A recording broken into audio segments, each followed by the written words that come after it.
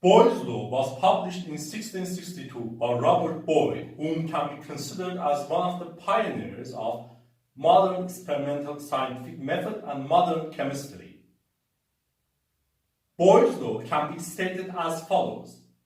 For a constant amount of an ideal gas at a constant temperature, the pressure exerted by the gas and the volume occupied by the gas are inversely proportional to each other. In other words, without changing temperature and amount of gases, when pressure increases, gases contract and their volume decreases, while when pressure decreases, gases expand and their volume increases. Also, we can say gases occupy larger volumes at lower pressures and vice versa.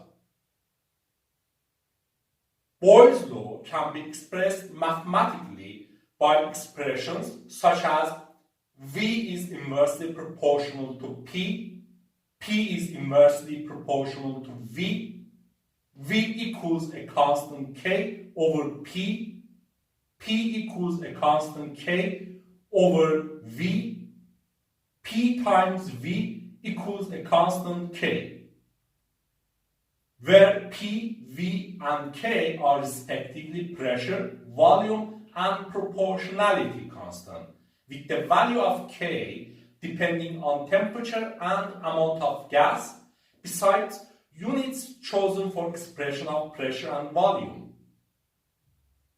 Also, we can consider equations such as P1 times V1 equals P2 times V2, or Pi times Vi equals Pf times Vf, where subscripts 1, 2, I, and F respectively remark state 1, state 2, initial state, and final state, and in general, subscripts can be chosen arbitrarily. Such equations imply when pressure changes by a factor, volume changes by the inverse of that factor.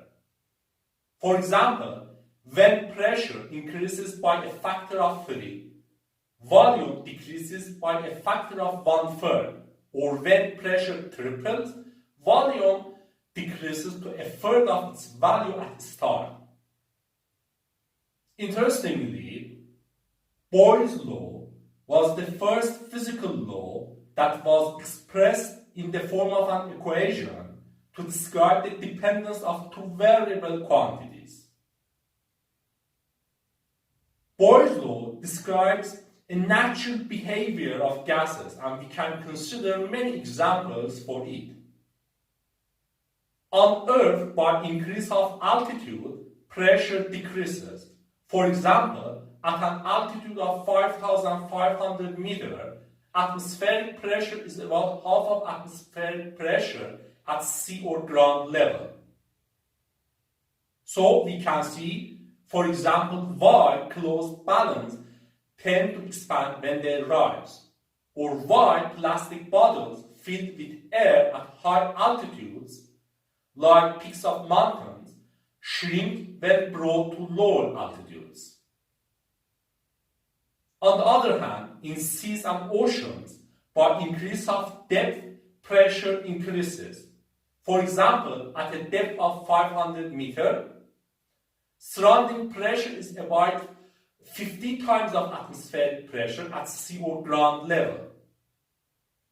So we can see, for example, why air bubbles expand as they travel from bottom of sea to its surface.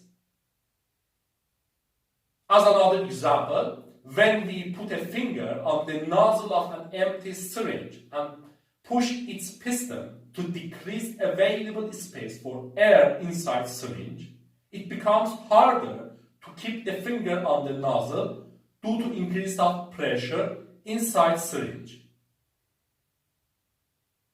As another example, we can consider human breathing, which utilizes Boyle's law, beside the fact that air and in general fluids flow from regions with high pressures to regions with lower pressures. In breathing, we have inhalation and exhalation. For inhalation, volume of lungs increases, so pressure inside lungs decreases and becomes lower than outside pressure, which results in flow of air from external environment into lungs.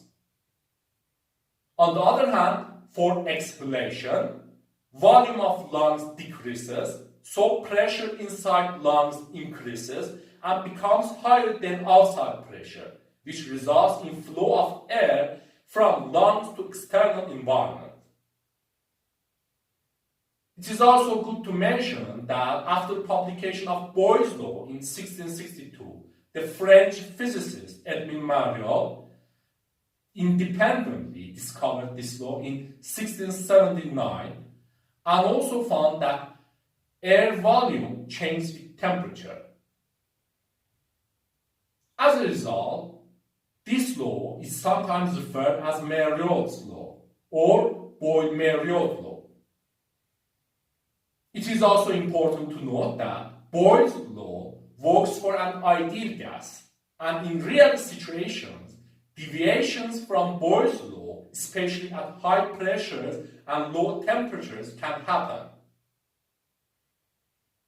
In addition, Boyle's law cannot be used when by increase of pressure, condensation of vapor to liquid happens.